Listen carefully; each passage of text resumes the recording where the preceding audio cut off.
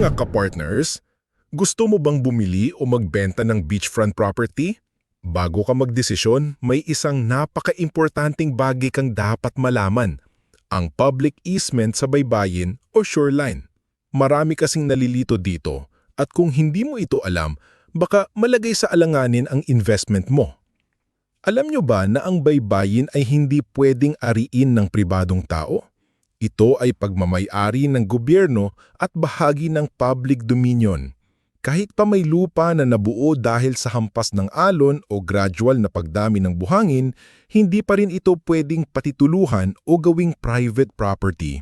Dito pumapasok ang tinatawag nating public legal easement o mas kilala bilang easement of salvage zone.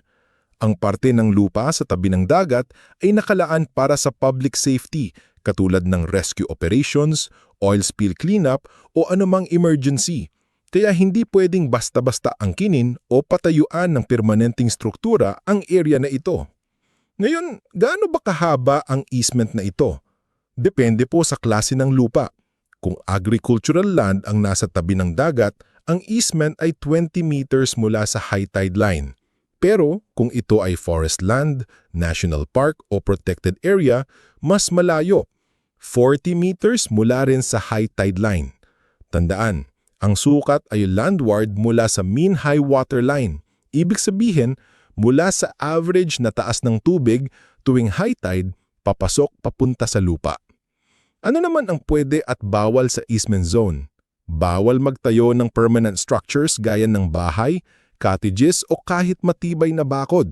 Ang pwede lang ay temporary o madaling tanggalin tulad ng upuan o pathways papuntang dagat. Kung gusto mo talagang magamit ang lupa, may proseso ang gobyerno para mag-apply ng foreshore lease application na pwedeng irentahan hanggang 25 years basta susundin ang environmental rules. Kaya bago ka bumili o magbenta ng beachfront property, siguraduhin muna kung saan nag-uumpisa at nagtatapos ang easement zone.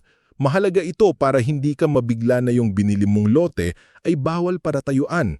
Tandaan, ang shoreline ay para sa lahat at may batas para protektahan ito. Kaya mag-ingat, maging wais at laging magtanong bago mag-invest. Kaya if nagustuhan mo ang videong ito at gusto mo pang makarinig ng mga ganitong topic, please like, subscribe, and follow us on YouTube, Facebook, TikTok at Instagram para lagi kang updated sa real estate tips. Again, this is Ralph from Philippine Property Homes, your lifetime partner in real estate service. Kita-kits sa susunod nating video.